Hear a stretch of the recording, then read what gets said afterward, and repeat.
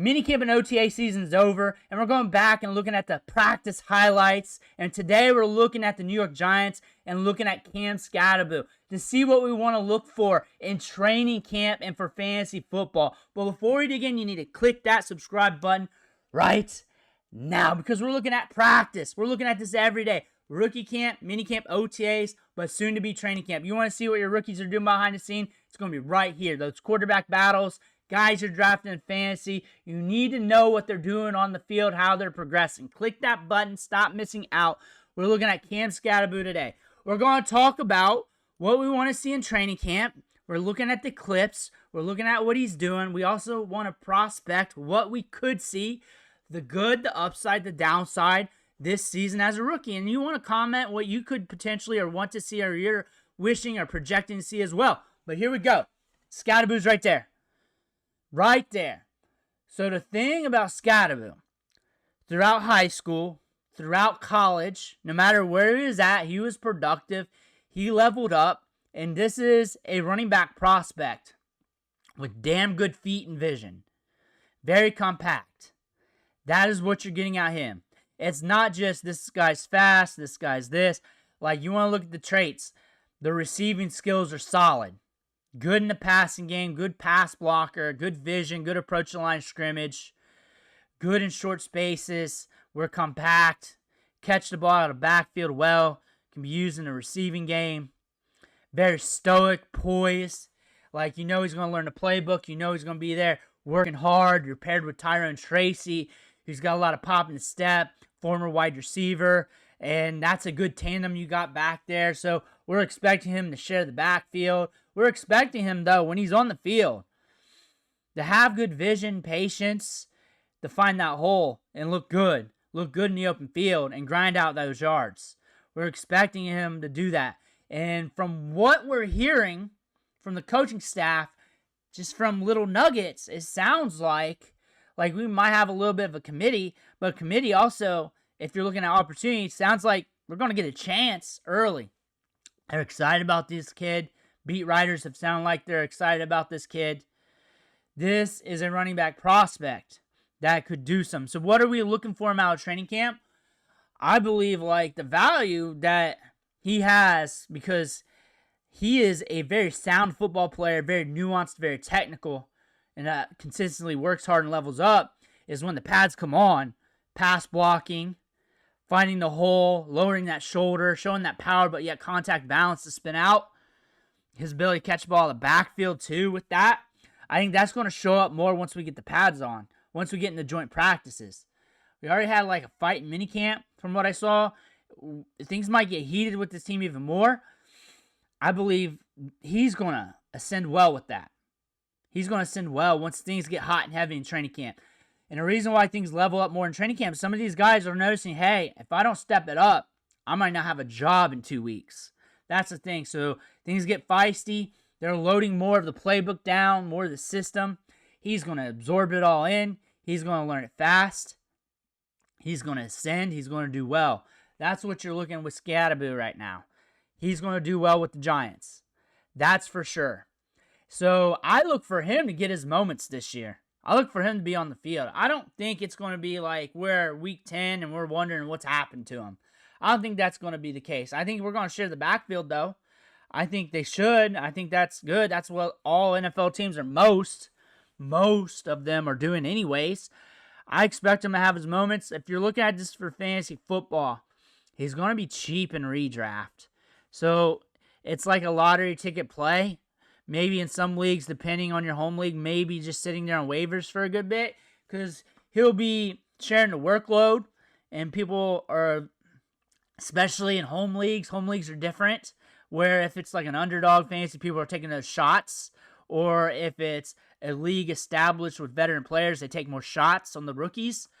Home league, he might be sitting there more for the taking, depending on how you want to value that late in your drafts, off waivers, to where you can take advantage of that. But he's going to be a good lottery ticket bet.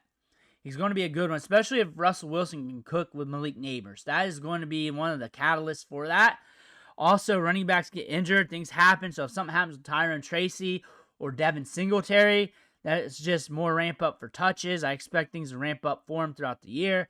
If he's splitting up the workload, he's going to be a good guy to play lineups with, to work around, especially if you're playing cheap at running back.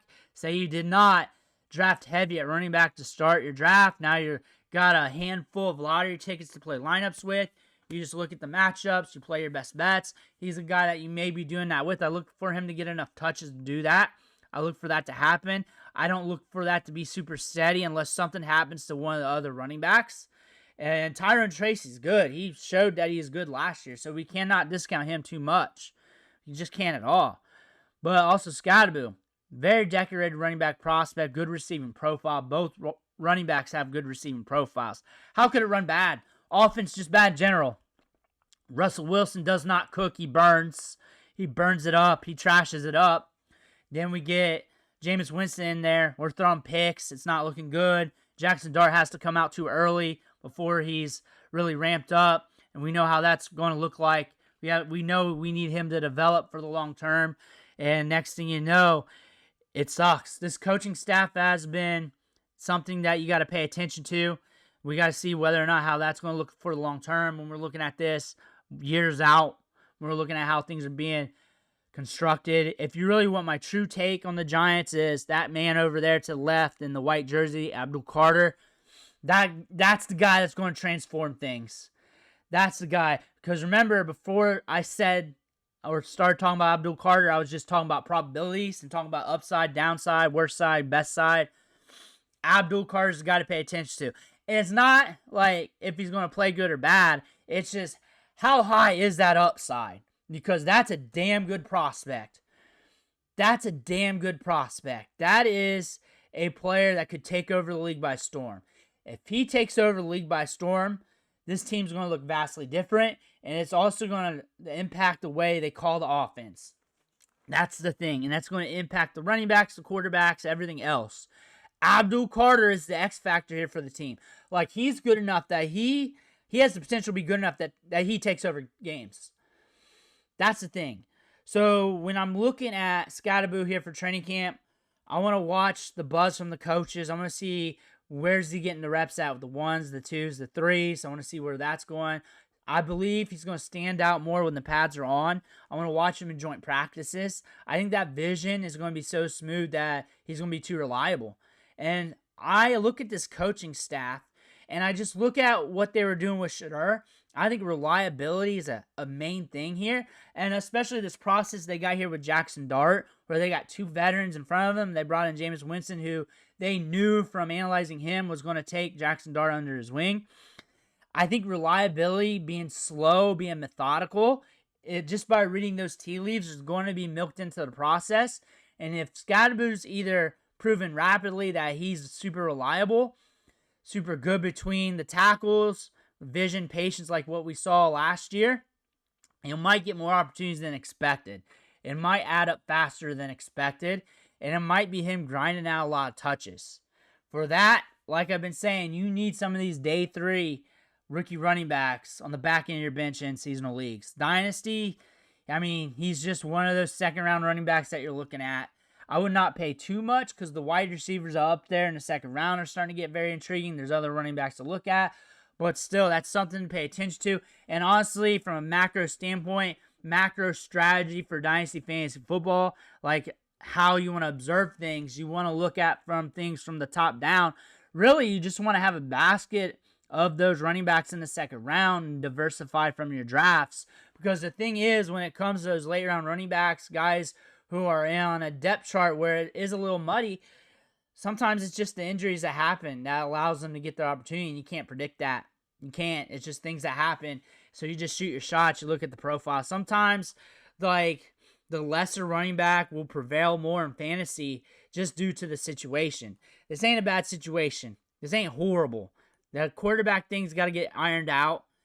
Abdul Carter, I think that's something to pay attention to. I think that could reshape this whole team and how they carry themselves. Coaching, play calling, and everything else. I think Skattebo can prove to be very reliable. And that reliability might get him on the field more than what you expect. That's something to look forward to. Let me know what you think in the comments below. I want to hear about that. Make sure to hit that subscribe button on the way out. One thing for watching. Catch you on the next video.